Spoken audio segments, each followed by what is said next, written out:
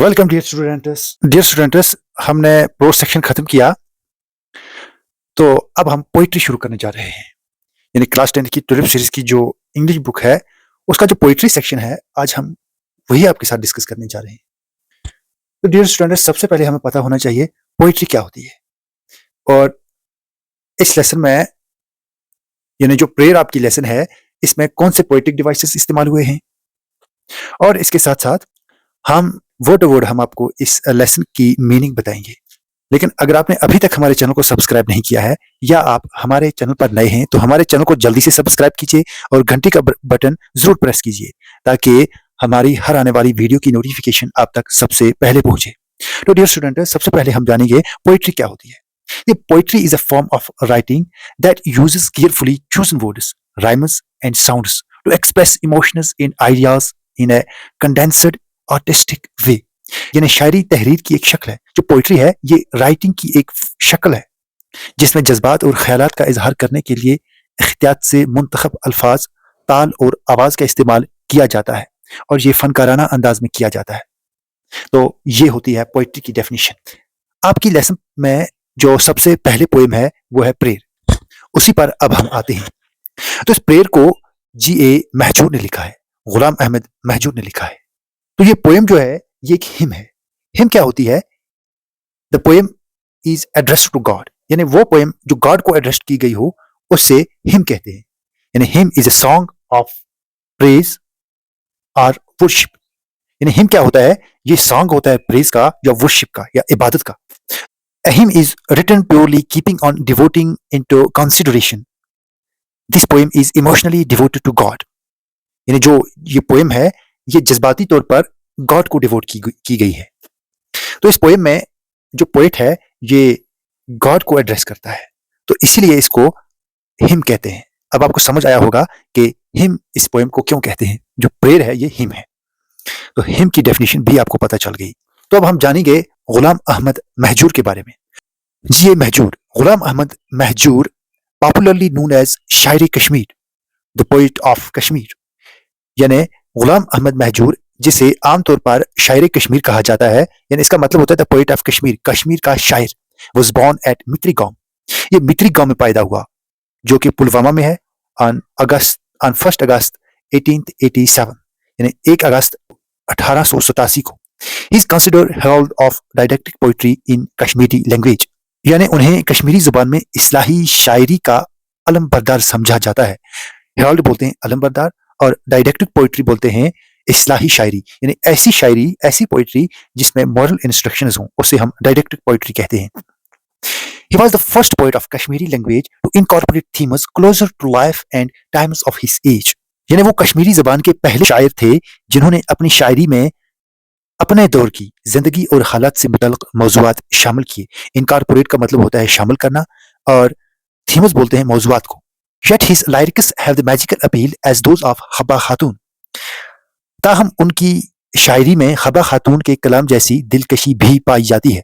यानी magical appeal, जैसे हब्बा खातून की शायरी में मैजिकल अपील थी, यानी जो भी पढ़ता था उस पर जैसे मैजिक हो जाता था, वो उस पर जैसे जादू हो जाता था। और वो जो हब्बा खातून की शायरी है वो उस जो भी इसे पढ़ता था वो उसे अपनी तरफ खींचती थी, यानी बहुत ही दिलकश थी। ऐसे ही G.A. महजूर की, गुलाम अहमद महजूर की शायरी भी है, यानी हब्बा खातून की ही तरह। His poetry is an emblem of nationalism, यानी उनकी शायरी कौम परस्ती की अलामत है। नेशनलिज्म बोलते हैं कौम परस्ती को और एम्बलम बोलते हैं अलामत को। He stands as a towering figure of transitional Kashmiri poetry from old to new, यानी उन्हें जो पुरानी और जदीद कश्मीरी शायरी है उसके बीच एक टावरिंग फिगर, एक अजीम शख्सियत के तौर पर जाना जाता है। Mahjoor is the first and the only poet till now on whom a full-length movie was made, यानी महजूर पहले और वाहिद शायर हैं जिनकी जिंदगी पर अब तक एक फुल लेंथ मूवी बनाई गई है। Thus he happens to be the only poet of Kashmir to have risen to the heights of legend in his lifetime. यानी वो पहले कश्मीरी पोएट थे जो अपनी जिंदगी में बहुत ऊंचे मकाम तक पहुंचे। The poem is addressed to God, यानी ये पोएम गॉड को एड्रेस करती है और इस पोएम को तभी हिम कहते हैं। The poet makes certain wishes before the Almighty, यानी जो ये पोएट होता है یہ خدا کے سامنے، آلمائٹی کے سامنے، اللہ کے سامنے کچھ اپنی چاہتے رکھتا ہے، اپنی وشز رکھتا ہے. He implores him to lead him the path of truth and pour on him the nectar of knowledge. یعنی وہ اللہ تعالیٰ سے چاہتا ہے کہ وہ اسے سیدھا راستہ دکھائے اور اس میں نیکٹر آف نالج بھر دے. یعنی نیکٹر بولتے ہیں امرت کو. امرت کا مطلب ہوتا ہے ایک جو شگری فلوڈ ہوتا ہے، یعنی ایک ایسا رس جس میں مٹھاس ہوتا ہے. یعنی یہ کہتا ہے کہ مجھ میں ایسی نالج آ جائے، یہ خدا سے چاہتا ہے کہ اس میں ایسی نالج آ جائے جس میں مٹھاس ہو، جیسا کہ نیکٹر ہوتا ہے، جیسا ایک شگری فلوڈ ہوتا ہے. اور پھر اس نیکٹر کو جو بیز ہوتی ہیں وہ کلیکٹ کرتی ہیں اور اسے شہد بناتی ہیں. He requests him to save him from sloth and infirmity. یعنی وہ اللہ تعالیٰ سے التجا کرتا ہے کہ وہ اسے بچائے کاہلی سے اور کمزوری سے. سلوت بولتے ہیں کاہلی کو اور انفرمٹی بولتے ہیں کمزوری کو. Being a firm believer in God. یعنی اللہ تعالیٰ پر پکا یقین ہونے کے ناطے، یعنی ایک ایماندار ہونے کے ناطے the poet asks his God to always keep him under his umbrage and protection. یعنی جو یہ پوئٹ ہوتا ہے یہ اللہ تعالیٰ سے یہ چاہتا ہے کہ وہ اسے ہمیشہ اپنی حفاظت میں رکھے. The poet does not bother if people betray or abandon him, but he cannot bear any kind of separation from his Lord. The poet does not bother if people betray or abandon him. یعنی اس جو یہ poet ہوتا ہے اسے کوئی بھی پرواہ نہیں ہوتی ہے اگر لوگ اسے بیٹرے کریں، اسے دھوکہ دیں یا اسے ترک کر دیں. But he cannot bear any kind of separation from his God. لیکن وہ کسی بھی قسم کی علیحدگی اپنے لارڈ سے، اپنے خدا سے، اپنے رب سے برداشت نہیں کر سکتا ہے. یعنی یہاں پر پوئٹ یہ کہتا ہے کہ اگر لوگ اسے چھوڑ بھی دیں، مگر اگر اللہ تعالیٰ نے اسے چھوڑ دیا، لارڈ نے اسے چھوڑ دیا، خدا نے اسے چھوڑ دیا، تو وہ یہ برداشت نہیں کر پائے گا.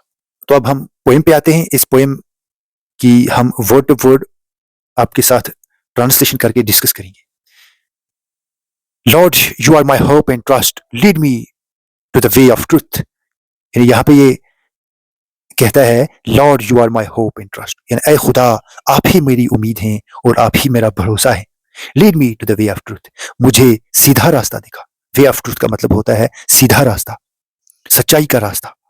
How long shall I dwell in ignorance. یعنی کب تک میں جہالت میں پڑا رہوں گا. Ignorance بولتے ہیں جہالت کو. Pour me the nectar of knowledge. یعنی اے خدا نالج کا امرت مجھ میں بھر دے، یعنی ایسی نالج بھر دے جس میں مٹھاس ہو.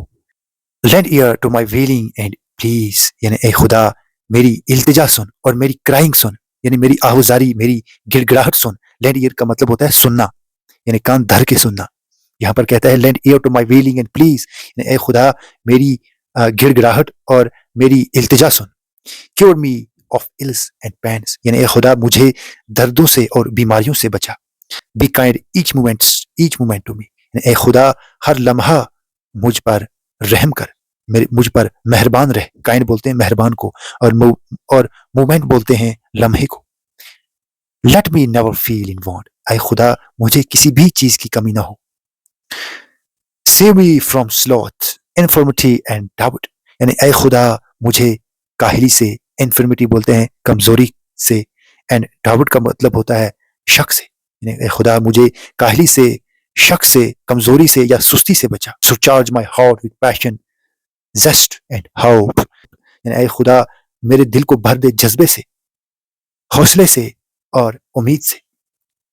یعنی یہاں پہ جو یہ شاعر ہے یہ کہتا ہے کہ میرے دل میں جذبہ بھر دے، اس میں حوصلہ بھر دے تاکہ اس میں حوصلہ آ جائے اور اس میں امید آ جائے. Let me not ever chant the sleep inducing tales. یعنی یہاں پر یہ کہتا ہے کہ اے خدا میں ایسے گانا نہیں گانا چاہتا ہوں جس سے نیند آ جائے. یہاں پر یہ کہتا ہے کہ اے خدا مجھے ایسے گانا گانے کی توفیق عطا نہیں کرنا جس سے کیا ہو جائے، جس سے نیند آ جائے. sleep inducing tales. ایسی کہانیاں، ایسے ٹیلز جس سے نیند آ جائے. یعنی یہ ایسے گانے نہیں گانا چاہتا ہے جس سے نیند آ جائے. Let me sing the song which infuse life into the dead. یعنی یہاں پر یہ کہتا ہے کہ اے خدا میں ایسا گانا گانا چاہتا ہوں جو مردے میں جان بھر دے. انفیوز کا مطلب ہوتا ہے بھرنا. Let me sing of that which inspires people with love. یعنی یہاں پر یہ کہتا ہے کہ یا اللہ مجھے ایسا گانا گانے کی توفیق عطا فرما which inspires people. جو لوگوں کی حوصلہ افزائی کرے with love. محبت کے ساتھ. And causes all bitterness and hatred to vanish. یعنی جس سے جتنی بھی کڑواہٹ ہے اور جتنی بھی نفرت ہے وہ دور ہو جائے، وہ ختم ہو جائے۔ وینش کا مطلب ہوتا ہے ختم ہونا، اور بٹرنس کا مطلب ہوتا ہے کڑواہٹ، اور ہیٹرڈ کا مطلب ہوتا ہے نفرت۔ You brought me to the bloom، یعنی اے خدا آپ نے مجھے کھلایا ہے پھول کی طرح، with earliest vernal breeze، یعنی جو صبح کی موسم بہار میں جو صبح کی پہلی ہوا ہوتی ہے، یعنی ہوا کی جو پہلی کرن ہوتی ہے اس کے ساتھ۔ let not the burning heat of summer wither me grey، یعنی یہاں پر یہ کہتا ہے کہ جو سمر کی برننگ ہیٹ ہوتی ہے، یعنی جلا دینے والی ہیٹ ہوتی ہے، وہ مجھے مرجھا نہ جائے، جو وہ مجھے ودر نہ کر دے، یعنی وہ مجھے فیڈ اوے نہ کر دے، یعنی ودر کا مطلب ہوتا ہے مرجھا جانا۔ اور جب کوئی پھول مرجھا جاتا ہے، سکڑ جاتا ہے، تو وہ پھر گرے ہو جاتا ہے۔ پھول ودر ہو کے گرے ہو جاتا ہے، یعنی سکڑ کے پھر وہ گرے ہو جاتا ہے، مرجھا جاتا ہے، تو یہ کہتا ہے کہ اے خدا جو برننگ ہیٹ ہے سمر کی، وہ مجھے ودر نہ کر دے۔ Like dew how long shall I wait for the first flash of sun, یعنی لائک ڈیو، ڈیو بولتے ہیں شبنم کو، یعنی شبنم کی طرح۔ How long shall I wait, کہ میں کب تک انتظار کروں گا، for the first flash of sun, یعنی سورج کی پہلی کرن کا، فلیش بولتے ہیں کرن کو، یعنی جو یہ ڈیو ہوتا ہے، یہ شبنم کا جو قطرہ ہوتا ہے، جب یہ صبح جب یہ پتوں پہ ہوتا ہے یا گھاس پر ہوتا ہے، تو یہ تب تک وہیں پہ ہوتا ہے جب تک نہ اس پہ سورج کی کرن نہیں پڑتی ہے، اور جب اس پہ سورج کی کرن پڑتی ہے تو یہ پھر اڑ جاتا ہے ہوا میں۔ یعنی یہاں پر یہ جو شاعر ہے یہ کہتا ہے کہ قطرے کی طرح کتنی دیر تک میں سورج کی پہلی کرن کا انتظار کرتا رہوں گا۔ Awaken me with the flowers in the first stroke of dawn، یعنی صبح کی جو پہلی روشنی کی جو کرن ہوتی ہے اس سے مجھے ہوشیار کر دے۔ اویکن کا مطلب ہوتا ہے بیدار کرنا، یعنی جیسے پھول بیدار ہوتے ہیں صبح کی پہلی روشنی کی کرن سے، ایسے مجھے بھی بیدار کر دے۔ In form I am a man، یعنی شکل میں تو میں انسان ہوں، in substance far from humanity، یعنی لیکن انسانیت سے میں بہت بہت دور ہوں۔ subject me not to trials، اے خدا مجھے امتحان میں مت ڈال، مجھے آزمائشوں میں مت ڈال۔ shame not my human form، میری جو انسانی شکل ہے اس سے مت Sharma. forsaken by man am I، یعنی لوگوں نے مجھے دور کر دیا ہے، so they call me Mahjoor, اور وہ مجھے مہجور کہتے ہیں۔ people may desert me thus but you don't abandon me Lord، یعنی لوگوں نے مجھے دور کر دیا، لوگوں نے مجھے ڈیزرٹ کر دیا، لیکن اے خدا آپ مجھے ترک نہ کرنا، آپ مجھے الگ نہ کرنا اپنے سے۔ جو یہ پوئم ہے اس سے جی آر ملک نے انگلش میں ٹرانسلیٹ کیا ہے، اور اس سے لکھا ہے غلام احمد مہجور نے۔ تو اگلے لیکچر میں ہم اس پریئر کے، اس پوئم کے ٹیکسٹ بک کے جو کوشچنز ہیں وہی آپ کے ساتھ ڈسکس کریں گے، اور ہم آپ کے ساتھ یہ بھی ڈسکس کریں گے کہ اس میں کون کون سے پوئٹک ڈیوائسز استعمال ہوئے ہیں۔ آخر پر کمنٹ سیکشن میں اپنی رائے سے ہمیں ضرور آگاہ کیجیے گا، آپ کی رائے ہمارے لیے بہت ہی ضروری ہوتی ہے۔ Thanks for watching.